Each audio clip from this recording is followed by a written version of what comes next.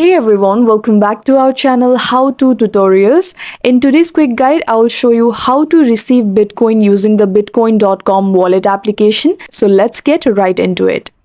First, open your bitcoin.com wallet application on your phone. From the home screen, tap on Receive Crypto.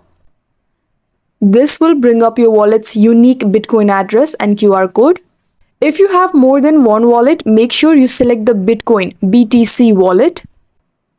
Each wallet has a different address. You can now copy your Bitcoin address by tapping on Copy Address. Show the QR code or tap Share at the top right corner to send it through email or messaging apps.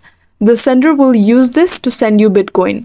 Once they have sent the Bitcoin, you will see the transaction show up in your wallet, first as pending and then confirmed after a few minutes.